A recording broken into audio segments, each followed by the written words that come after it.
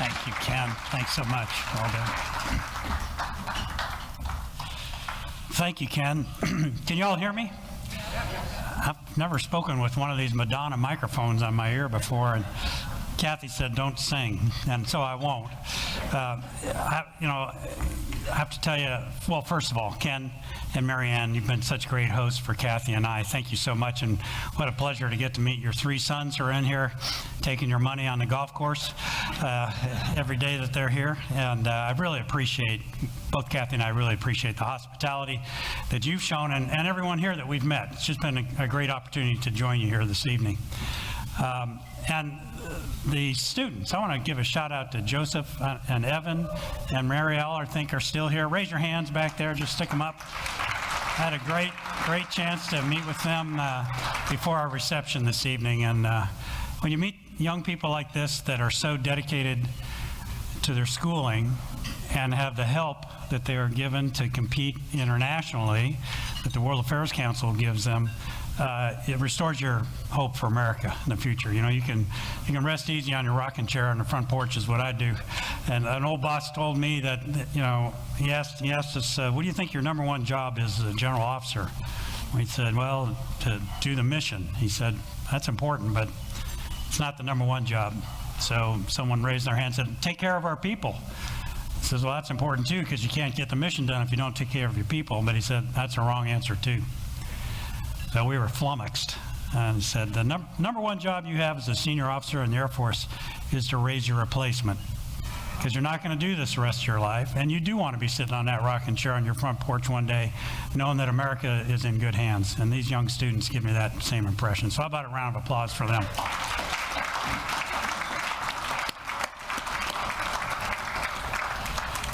You know, Ken, you talked about General Chilton, the one I sleep with.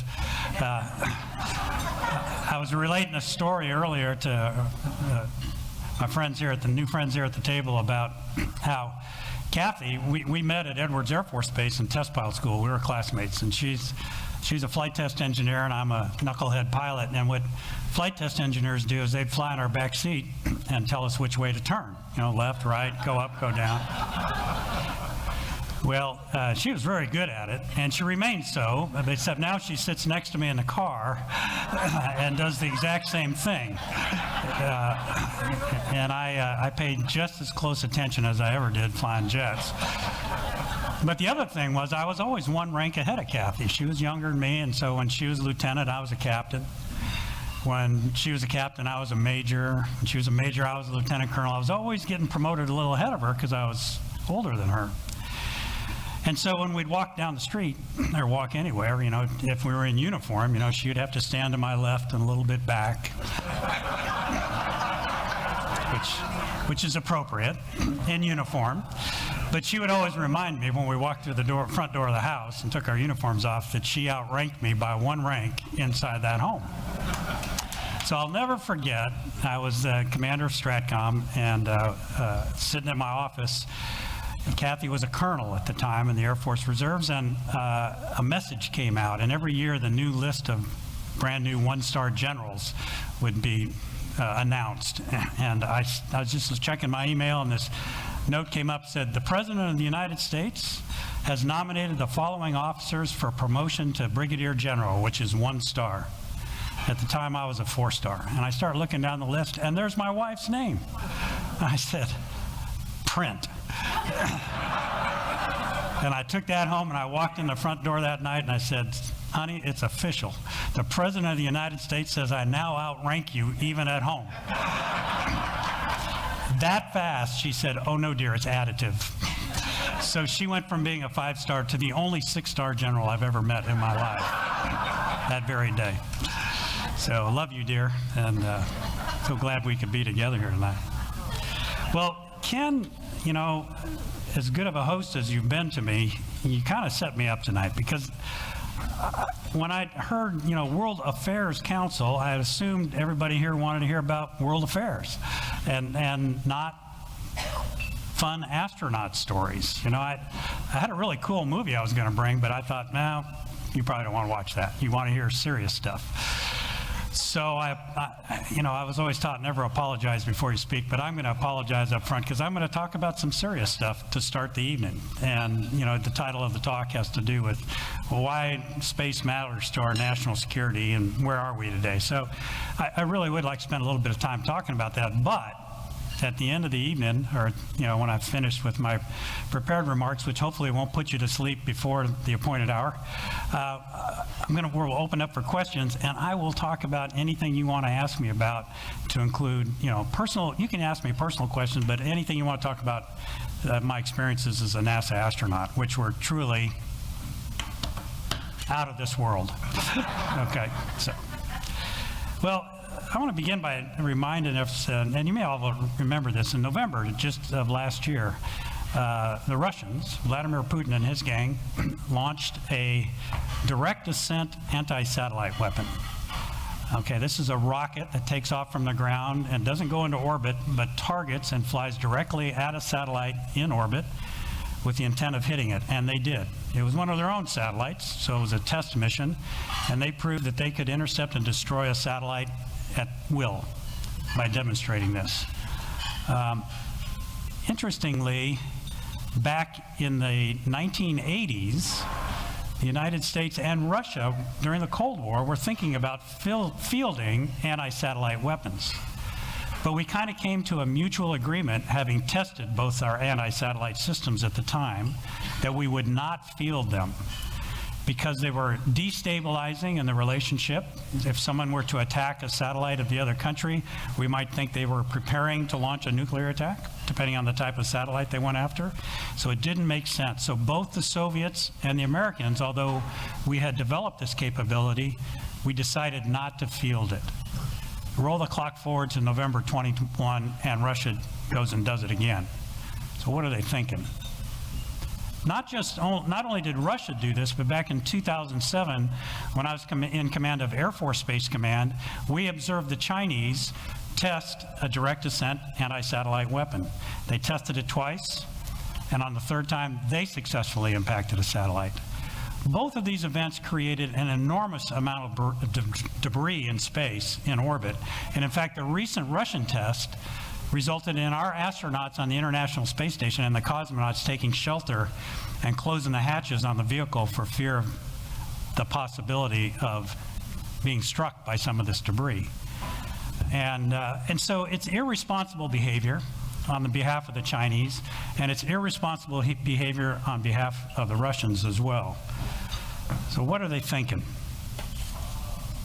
Well, before I go into some thoughts on that, I think it's always a good idea to remind ourselves of how dependent we have become on our own space assets. They actually have become kind of like oxygen. You take a breath, you don't think about whether or not you're going to get any oxygen in, you're going to get oxygen in. We kind of treat our space capabilities the same way, I think, in the United States, often at our peril, and that we don't appreciate them as much. You think about it, our global communications capability are truly enabled by our satellites that are in geostationary orbit around the world. If you're watching the Olympics, you can bet that signal at some point was bounced off a satellite. If you have DirecTV at your home or some kind of satellite dish, and they've become ubiquitous around the country and homes around the United States and indeed around the world, we receive a lot of our telecommunications through satellites, television, voice, radio, and data. Global weather. You want to know what the weather is? You just, open up your web page at weather.com and you can get radar images, you can get real-time pictures of the weather. I had someone one time say, I don't know why we need weather satellites, I just go on my internet, I see what the weather is. That's taking it for granted right there, right? Not understanding how important our weather satellites are to us. They give us observations and forecasts. Global precision navigation. I couldn't have found this place tonight without the GPS in my phone, and I'm constantly, checking traffic in different directions to go places, and that's all because of the global positioning system. You can use them on your ship, you can use them in the air, we use them in space. Eventually, we integrated GPS into the space shuttle. One of the interesting things about GPS that most people don't appreciate is the navigation capability is provided because of the incredibly accurate clocks on the satellite. They're atomic clocks. They're updated by atomic clocks. And that timing signal is what goes into a little computer in your phone and tells you where you are on the surface of the Earth. But that timing signal also is absolutely critical for every financial transaction that happens in this country. Every bank transfer, every stock trade, our entire financial infrastructure depends on the timing signal from the GPS constellation. And without that, the New York Stock Exchange shut down. It shuts down. Banks can't make transfer. Auto pays don't happen.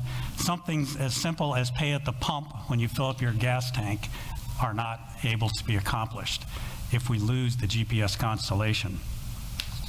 They also synchronize those weather reports on the weather applications you have, and particularly for aviation. And the nation's power grid operates because of the timing signal, operates correctly because of the timing signal from the GPS satellite constellation. We are absolutely, our entire economy, our way of life today, the way we know it, is dependent on these space capabilities. At one time, they were just considered conveniences. To now, they've become dependencies that we rely on. The U.S. military has kind of become the same way. We've become dependent on space in our mission to defend this great country. In every traditional domain of operation, air, land, and sea, there are fundamental things that every commander demands. They want. They just know this naturally. They don't even have to learn them in a school. You just go out and operate as a soldier, or you operate as a sailor, or you operate as an airman, and you know you need these following things. You need to be able to forecast the weather and know the effects it's going to have on where you're going to operate. I certainly knew that as an airman. But soldiers care about it too. They want to know if it's going to rain, if it's going to be muddy, can they move their tanks across this particular battlefield? How's the weather going to impact their operations? Sailors at sea worry about typhoons, hurricanes, sea states, etc. And so knowing the weather, being able to forecast the weather is critical to operations. We all want to know, be able to find and track enemy forces. Every soldier always wonders what's on the other side of that hill. Every sailor wants to know what's hull down over the horizon, and every airman like me wanted to know what was beyond my eyeball visual range. Where's the adversary? How can I find them? How can I engage them before they engage me? We all wanted to know where the heck we were, too. How to navigate. Where am I on the battlefield? Where am I across the trackless oceans? Where am I when I'm flying my airplane? We also wanted to be able to detect and warn the forces under our command of impending attack so that they could be survived. We wanted to be able to communicate at long range so we could send orders over the horizon to our forces forward deployed, so we could transmit command and control them, tell them whether we wanted them to go left or right, depending on the circumstances of the conflict. And we wanted to be able to defend our forces. And certainly, we wanted to be able to destroy our adversaries' forces should we ever get in a conflict. Now, looking at each of these and what effect space has had on them. Forecasting weather and its effects on the battle space. Knowing and having confidence in the weather forecast can have a dramatic impact on the outcome of any military operation. During World War II, we used weather balloons, we used picket ships, we used weather observations from fixed locations. But today, our air, land, and sea forces get near real-time and instantaneous global and regional weather observations from our NOAA satellite constellations of 8 weather satellites. 4 in geosynchronous orbit that provide an unblinking staring eye at the surface, every piece of the surface of the Earth, and then 4 that orbit the Earth over the North and South Pole and give us precise predictions on what the weather changes are going to be. This is powerful information that we provide to our warfighters. The ability to find and track enemy forces and keep track of friendly forces. As I said, all military forces have always wanted to know what's over the next hill or beyond visual range. They need reconnaissance in their domain of operation, whether it be on air, land, or sea. Again, in World War II, we relied on aerial reconnaissance, aerial photography, forward observers, spies behind enemy lines. It was dangerous business to provide situational awareness and reconnaissance of the battlefield. You may recall, if you know the history of the Battle of Midway, it was PBYs, flying boats that found the Japanese fleet in time for us to defeat them in that critical turning point in World War II. God was on our side in that one. It was a close run thing. But it was airplanes doing the reconnaissance to looking beyond the horizon to find out where the bad guys were. Today, with reconnaissance satellites in space, we can collect overhead pictures, optical pictures like you take on your camera, infrared pictures that can find targets in the middle of the night because of their heat signature, and radar images that can penetrate clouds, as well as radio signals that help us pinpoint the location of our adversaries. These capabilities provide all-weather, day-night observations of a potential adversary. They not only can locate, they can track the enemy. And with that, it gives our forces an incredible upper hand with regard to the engagements they might engage in. With regard to navigation, in World War II, the Navy used celestial, shooting the stars. They used radio beacons. The Armies used maps and compasses, if I remember right, Ken. And the Air Corps used celestial and dead reckoning and radio beacons. Indeed, in 1980, as recently as 1980, when I started flying RF reconnaissance versions of the F-4 Phantom in the Air Force over in Korea, I navigated my F-4 at below 500 feet and above 500 knots with a map strapped to my right knee, a stopwatch strapped to my left knee, a good compass, and a ground speed indicator. That's how I knew where I was. That was in 1980. With GPS now, our soldiers, sailors, our airmen, and Marines know their own position within a meter. Within 3 feet, they know where they are standing. And they can precisely navigate through the air, over the oceans, and across featureless terrain. And the timing signal enables them to communicate with encrypted messages so the enemy cannot hear their communications, and with data links. Another thing commanders want is the ability to protect their troops, their airmen and their sailors. And the way you do that is to have early warning of adversary intent and certainly adversary attack. This is a difficult thing to do in World War II, to know what and when an attack was coming. Usually you knew that was happening when the ordnance started to detonate in your foxhole or general vicinity of your formation, or you saw a wingman go down in flames next to you, then you knew you were under attack. Today, we have infrared satellites at, again, a geostationary orbit, which means they stay over a specific spot on the Earth all the time with wide field of views. They can detect any missile launch from any place on the surface of the world. And they can transmit those warnings to our men and women in the field, and they can take the appropriate defensive actions. In fact, these very satellites just recently, you may recall, saved quite a few lives when Iran launched a missile attack on Al-Assad Air Base in Iraq just a couple years ago, after we killed the leader of the Iraqi terrorist forces in Baghdad. That early warning capability allowed our men and women forward in Iraq to take shelter in bunkers, and as a result, we suffered 0 physical casualties in that attack, all because of space. To communicate at long range, to be able to direct the movement of our forces and provide early warning of attack, and to deliver the very weather and intelligence capabilities I talked about earlier. In World War II, we relied on HF radio transmissions to talk to our folks, Morse code transmission, equivalent bandwidth of a text, essentially, is all we could send. Today, we can not only send texts, we can send voice, we can send images, and we can send streaming video through our satellite constellations direct to ships at seas, direct to Army formations on the battlefield, and direct to aircraft while airborne. That's an incredible capability that comes to us from space. Further, our global communication architecture allows us to command and control unmanned drones from the United States on the other side of the world. So we don't have to move our men and women forward into harm's way to conduct these operations because of our satellite constellations. Now, because many of these capabilities were used for the first time in 1991 in Desert Storm, People often refer to that successful campaign as the first space war.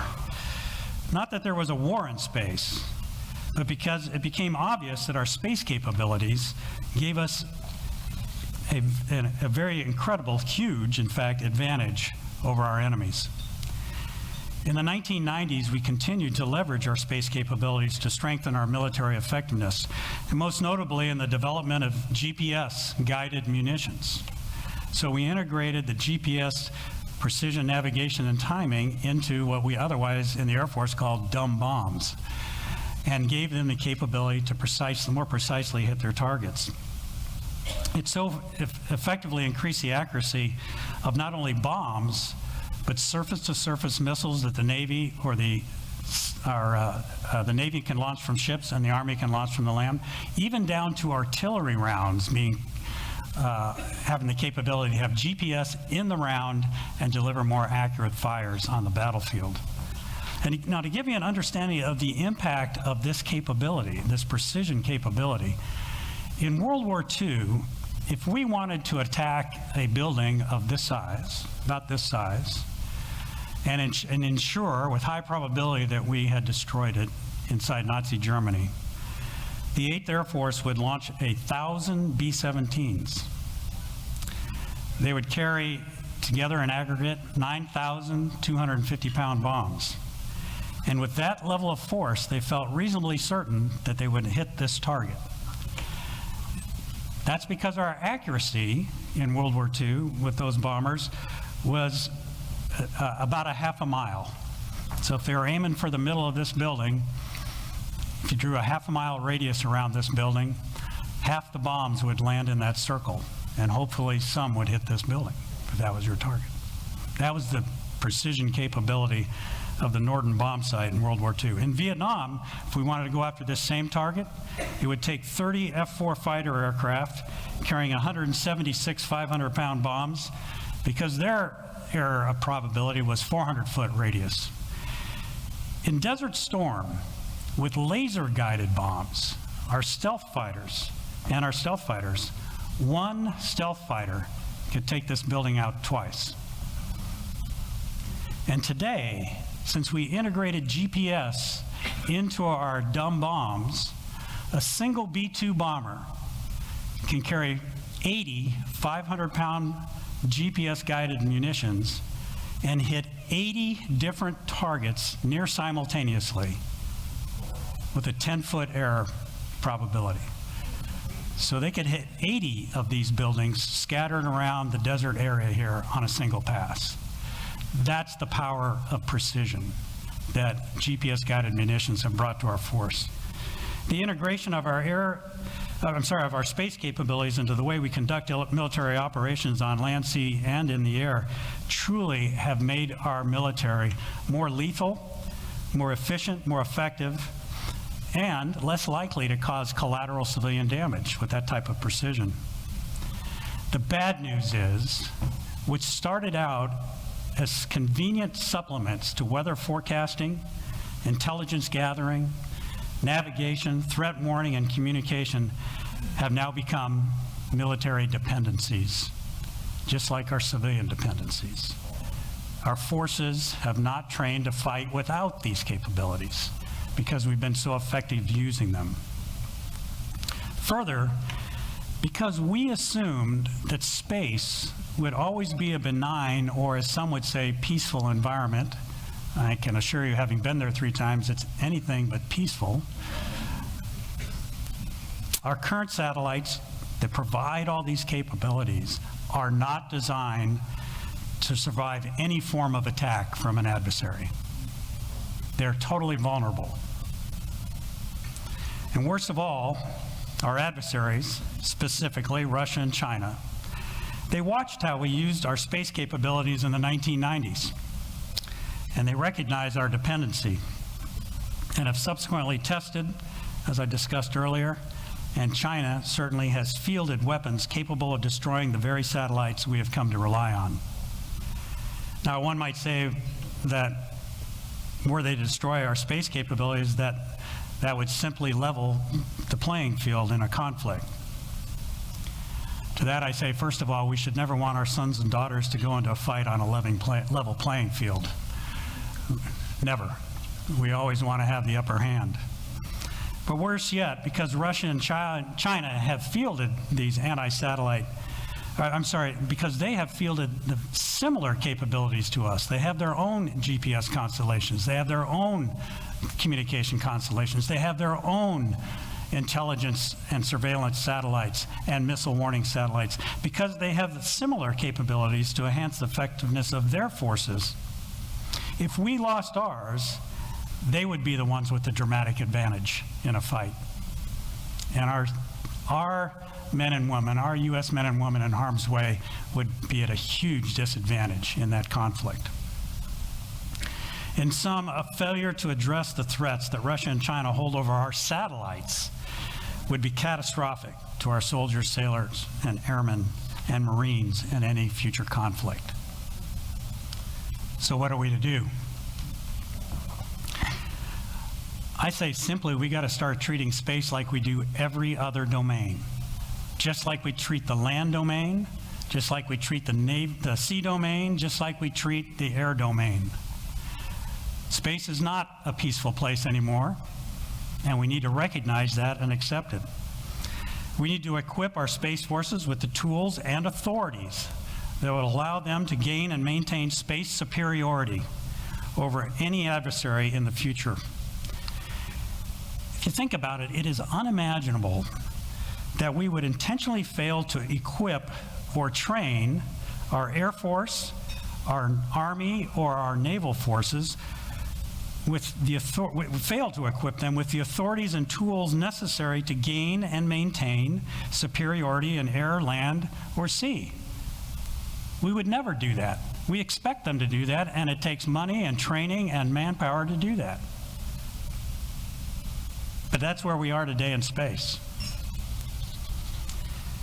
Now, lest you think my views are somewhere to the right of Attila the Hun, as far as talking about what I think is necessary to defend this nation and our national interests, I have to tell you something about my feelings toward war. I do not believe the highest calling I had wearing the cloth of our country was to fight and win our nation's battles. A lot of people think that's what their job is when they're in the military. I don't. I think our number one job is to deter warfare, to make sure our national security interests are preserved without spilling a single drop of American blood. That's what I think our main mission is in the United States military, but we cannot do it if we are not given the appropriate equipment, training, and authorities to execute that mission. Deterrence is about making sure an adversary doesn't do what you don't want him to do. And we do that by either threatening them with unacceptable punishment if they cross that line, or convincing them that they will not be able to achieve their objectives even if they try. Will all parents please raise their hand in the room? You are masters at deterrence. Because once upon a time, you had a 2-year-old in your home, okay? So the 2-year-old in my home wants to get the cookie jar up in the top shelf, which will require them to scale the counter and get up to the cookie jar. And I don't want them to make that decision. So one thing I do is I threaten them with punishment. In my day, it was probably paddling on the bottom. Today, it's probably taking away their hand controllers to their video game. But that's a threat of punishment. But the threat of not being able to accomplish their objective is I make sure they clearly understand, even if they get up to that top shelf, I've locked the cabinet. And in doing both of these things, I deter them from making the decision I don't want them to make. This is deterrence. It's the same in military concepts. That's what I'm talking about. Deterrence is built on demonstrated power and the will to yield it, demonstrated will to yield it, to act offensively and defensively, to threaten an adversary with unacceptable cost or denial of benefit. Our first goal should be to deter adversaries from attacking the United States, our forces, or our allies, and that includes our critical space assets. But this cannot be done from a position of weakness, nor can it be done with purely defensive strategies. I know of no time in history where a purely defensive approach has deterred any country from attack if they want to attack. It takes both the threat of an offensive punishment combined with defense that is required for effective deterrence. Our adversaries appear to understand this reality, and they have taken the initiative to field forces specifically designed to dominate space. For us to effectively deter attacks and win should deterrence fail, our Space Force commanders will need the very same capabilities that our soldiers demand in the terrestrial domain, that our sailors demand in the oceans of the world, and that our airmen demand in the skies of the world. They will demand the need to forecast weather. Yes, there is weather in space. It's called solar flares. They will need the ability to find and track enemy satellites and forces on the ground that have missiles that are going to target them in space. They will need the ability to navigate and know their precise position relative to these forces. They'll need the ability to detect and warn of impending attack. And they'll need the ability to communicate at long range, ability to defend our forces, and the ability to attack and destroy the enemy's forces if we ever hope to deter them from doing the same to us. This may seem obvious given the Chinese and Russian behavior, but some, particularly in the policy arena, remain uncomfortable, let alone supportive, of fielding the necessary offensive and defensive capabilities required for our satellites to continue to operate and survive in a conflict in space. This approach, left unchecked, poses significant risk. As recently as 2015, U.S. policy prevented our military commanders from even talking about warfighting in space. Before I retired in 2011, I could not say space and superiority in the same sentence, and I could not talk about fielding offensive capability. We failed to recognize that our adversaries were pursuing a far different course by fielding capabilities designed to dominate, by putting our systems at risk. We forgot at our peril that our adversaries get a vote in how the next war is going to be fought. I believe firmly that U.S. national security interests are inextricably linked with the actions that occur in space. Our air, land, and sea forces rely on critical capabilities delivered by systems on orbit, as I've discussed. Our adversaries know this, and that is why they are fielding weapons capable of destroying U.S. satellites that deliver intelligence, navigation, missile warning, over-the-horizon comms to our forces. Failure on our part to address these threats would be catastrophic. It's long past time to recognize this reality and start treating the space domain as we treat every other warfighting domain. We need to expeditiously organize, train, and equip our space forces to be able to dominate the space domain, just as we do in every other domain. We never set as a goal to field the second best army in the world, or the second best Navy in the world, or the second best Air Force in the world. We should not have the second or third best capability in space in the world. If necessary, we need to be prepared should our adversaries miscalculate to decisively defeat them on air, land, sea, and in space. And on that bummer note, ladies and gentlemen, I'm ready to talk about flying space shuttles. Thank you very much.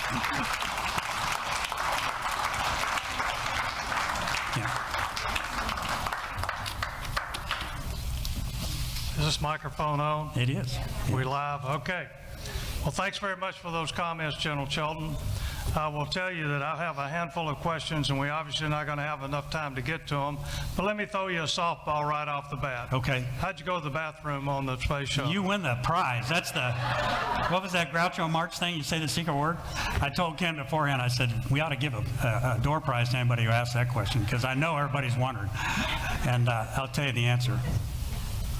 Very carefully. Very, very carefully. Talk a little bit about how Strategic Command can function with their various capabilities as a deterrent. In other words, what assets did you have as a STRATCOM commander that in essence could protect the United States and defer attack? Yes. Well, I did not, at the time I was the STRATCOM commander and I retired in 2011, we had three main missions. We were in control of all Department of Defense space assets. We were the combatant commander for that. We were in charge of cyber, offensive and defensive cyber operations for the country. And we were in charge of all of our nuclear weapons for the nuclear deterrent on our submarines, our land-based ICBMs, and our bombers. I had no capability to deter attack in space. I had limited capability in cyberspace because that's a difficult problem. One of the things you need to be able to deter somebody from doing something is you need to be able to attribute their action. If they think that you'll not know it was them that did it, then they're not deterred, right? And cyberspace back then was very difficult to know if you were attacked, where the attack came from. So how are you going to say, hey, you did it, I'm going to punish you if you don't know for sure. We've actually gotten better at that. And in the nuclear area, our posture and the forces we had, which had that whole theory of deterrence actually was developed in the 1960s by a couple of great schools of thought, Schelling and Kahn, wrote on this.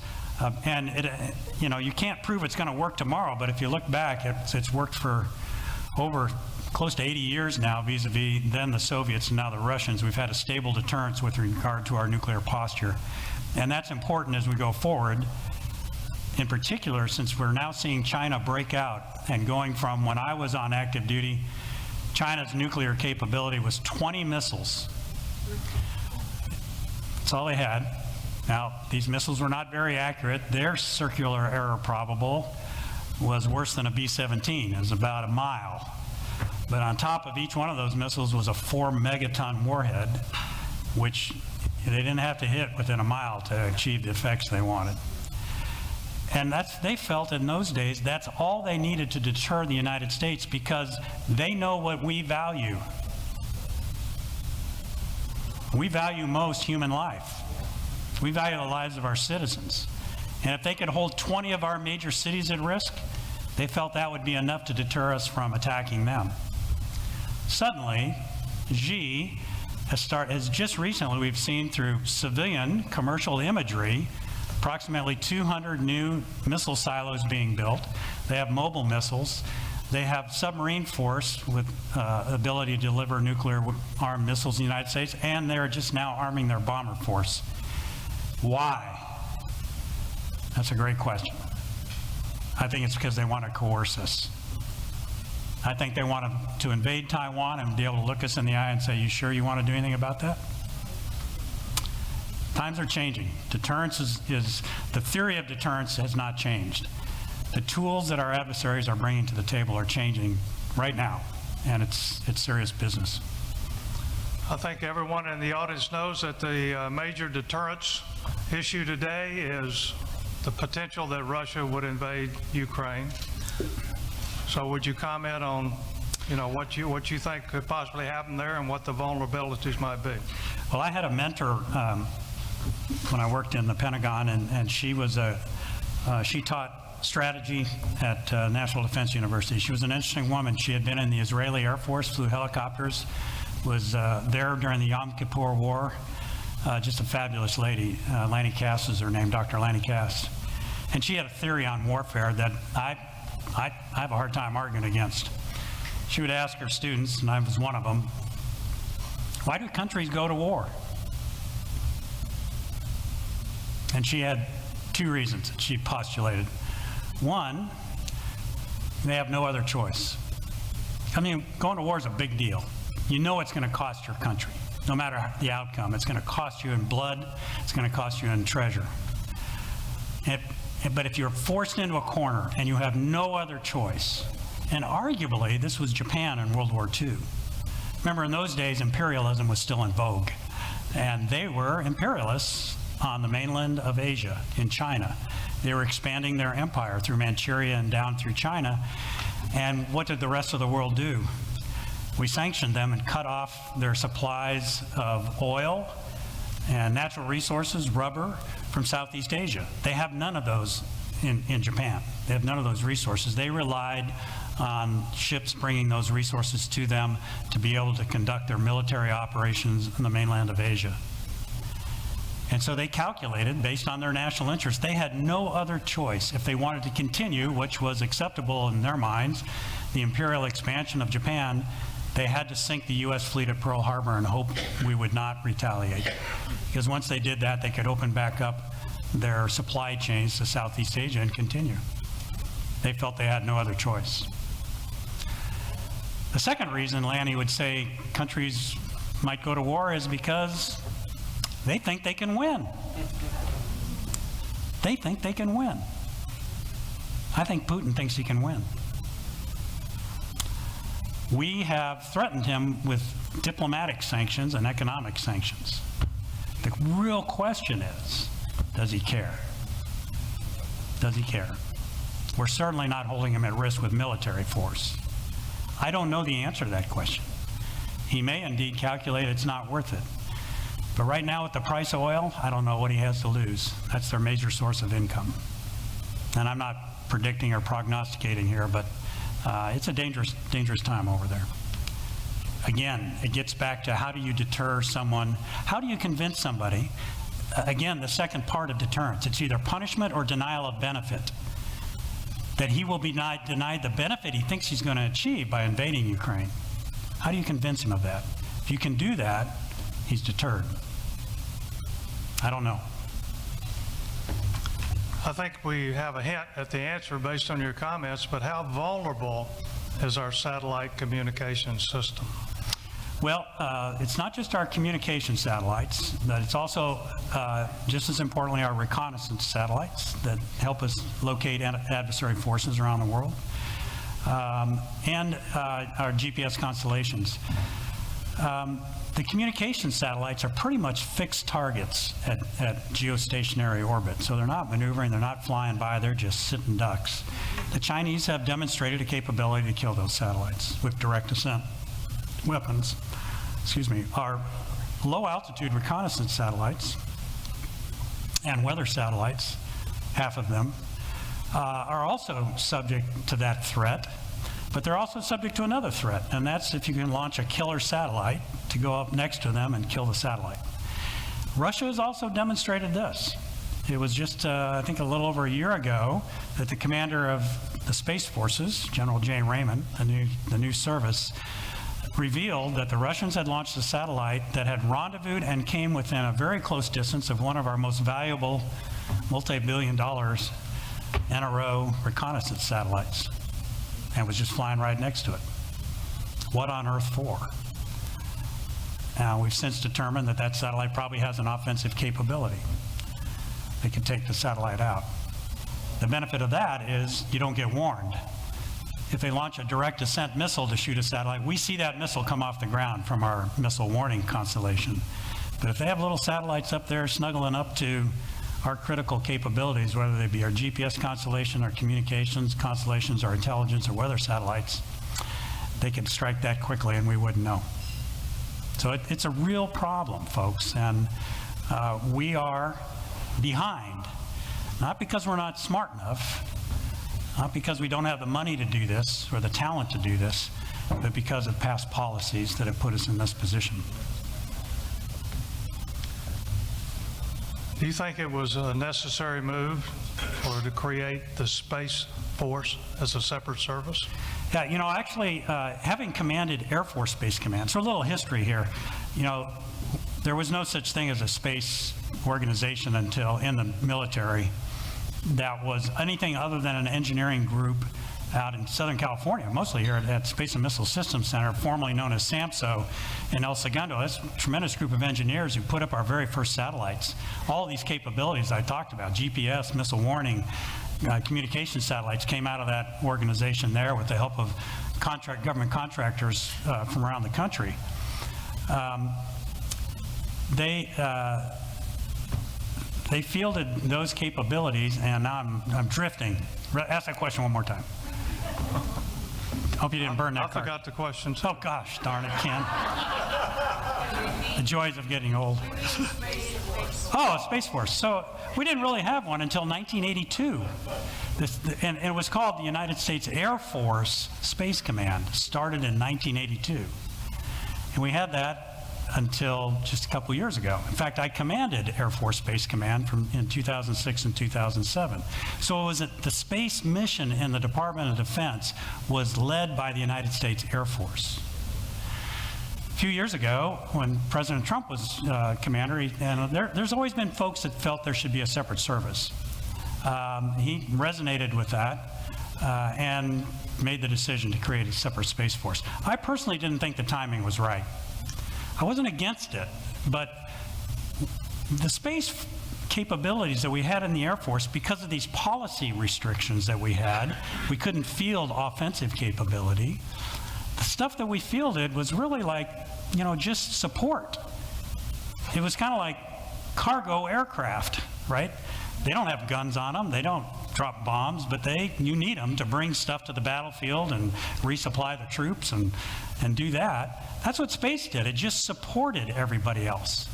Suddenly, we said, you got a new mission.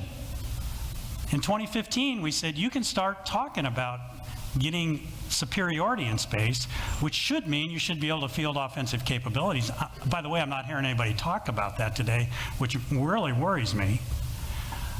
But that new job that they got meant you had to start fielding a whole bunch of new capabilities and train people to think and do things completely different than we've ever done in Air Force Space Command.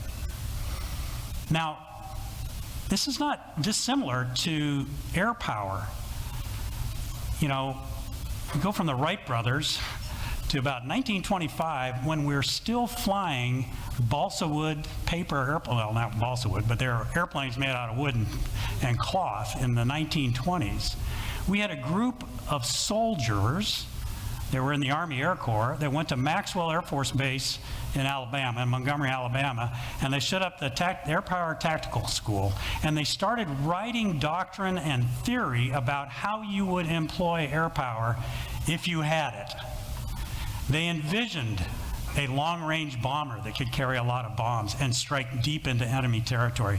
They envisioned airplanes that could provide close air support to troops in the field. They envisioned airplanes that could strike and sink capital ships at sea at a time when they were flying biplanes. But they wrote all this down, and 16 years later, on December 7th, 1941, and the subsequent year, they had a chance to prove that theory because we had fielded that capability. And sure enough, because they proved the theory, we created a United States Air Force, separate from the Army. We kind of got the cart before the horse here. We've invented a Space Force before we've done any of that hard work. Not only have we not done the theory or the doctrine, which tells you how you would do things, we haven't fielded the capability, as I've just described, to be offensive. Now, that's the downside. The upside is, because of that decision, I see an incredible new enthusiasm, particularly among young people, bright young people who want to come in to the Space Force and be part of this. And when I talked to Jay Raymond, General Jay Raymond, the current commander of the Space Force, who I've known for years, he said, you can't believe the talent we're getting in the door. For every slot, we're getting 20 applications, and that's where you want to be as a boss, right? You want to be getting 20 people fighting for one job, and then you're going to get the best talent in America. So there's pluses and minuses here, Ken. And I was one who wasn't thinking it was time. Well, the decision's been taken, so now I'm saying full speed ahead. Let's get it right. I'll apologize in advance for those of you who submitted a question. Obviously, we don't have time to get to all of them, but General Chilton has agreed to stay around, and if you would like to have an informal discussion, come on up around the podium, and we'll be glad to try to answer those if you have time to stay a little bit later. As they say on NBC News when they're doing a key interview, they say, we only got 30 seconds left, but I want you to give me a 10-minute answer. But if you can hold it down just a little bit, let's close with this. The students were fascinated to hear your description of your 3 missions to the space station as an astronaut and the various positions you had. Would you give us the Cliff Notes summary of those Yeah, three sure missions? can. And actually, I didn't go to the International Space Station, I hate to correct you, but because it hadn't been built yet. That's how old I am. But, so my first flight was in 1992, and I had the great privilege to fly with a tremendous crew on mission number 49. What was really cool was I was the only rookie on the flight. It was an all-experienced crew. I was the pilot, which is NASA-ese for the co-pilot, so I was in the right front seat. And there were two rookies on this mission, me and Endeavour, because it was her maiden voyage. And so I got to fly a brand new, it smelled like a new car on the inside. It was so cool. And I have a special place in my heart for Endeavour taking me to orbit and back safely on my first hop. And the fact that she is in a museum in Los Angeles, my hometown, where I was born and raised. And I love the fact that she's there. And if you ever get a chance, go pet her on the nose for me. I have a special place in my heart for that bird. That mission was really fun, though, and interesting. There was a satellite that had been launched in 1990 that was supposed to go up to that geosynchronous altitude of 21,000 miles above the Earth, but because of a malfunction with the booster rocket, it was stuck in a 300-mile orbit, which meant it was totally worthless for the mission. It was a communication satellite. So our job, we carried up a brand new rocket motor in the cargo bay of the shuttle. Our job was to go up next to this satellite, capture the satellite manually, attach it to the rocket motor, eject the rocket motor out of the shuttle. And we trained for 1.5 years to do this. The satellite was never meant to be touched by human hands. It was supposed to go right to where it was supposed to be unmanned the first time up. So a lot of new things had to be built for us to accomplish this mission and attach it to the satellite to capture it manually with two of my crewmates doing a spacewalk. You trained for 1.5 years, we got up there and it didn't work. You talk about a sinking feeling. We separated from the satellite, which we left out of control, tumbling.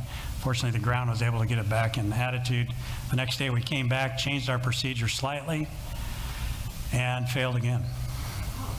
And then we separated, and we'd only planned on doing one rendezvous.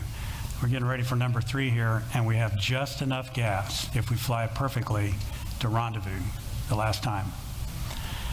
And rather than going back the next day, the ground decided to give us a day off, and we decided not to take it. We stayed up all night, and the crew came up with this harebrained idea on how we could capture this satellite, and it included sending 3 people out on a spacewalk, which had never been done before. The airlock was only designed for 2 people. Nothing that we proposed had ever been tried before, and we convinced the ground we could pull it off, and on the 3rd rendezvous we did.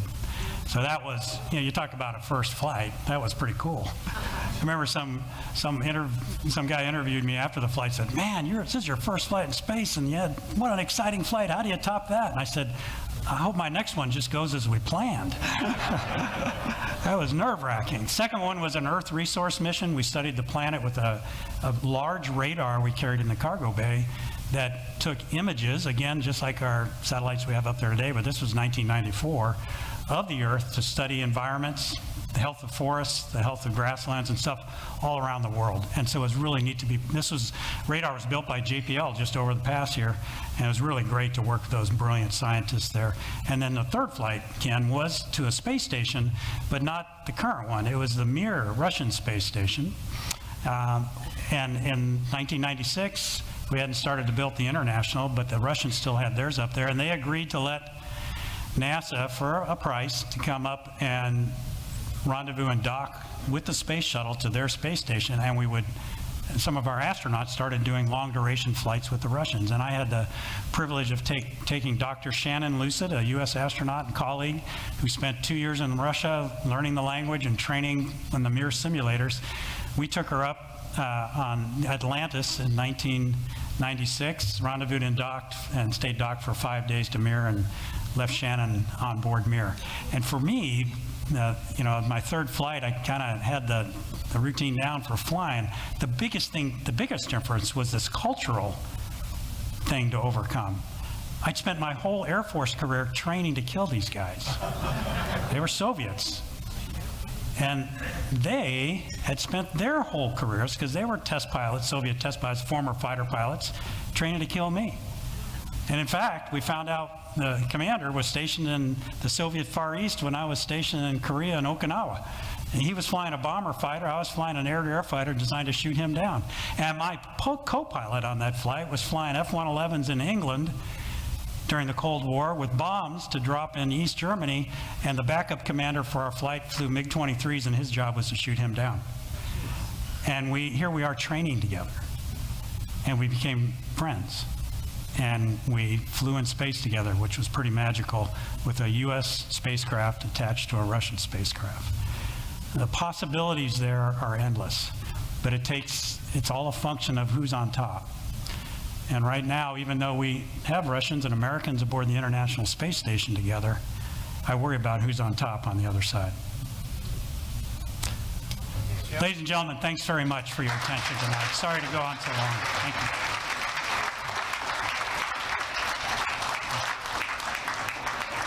Thanks. Oh, thanks, Jim.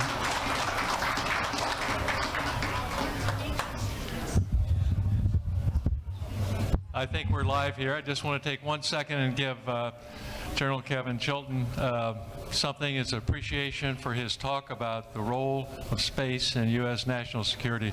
Thank you. Thank you very much, Kevin. Outstanding presentation. Thank you, Jim. Appreciate it. Thanks so much. Appreciate it. It's great to be with y'all. Thank you. One last note I'll just mention in pardon. Again, thank you all.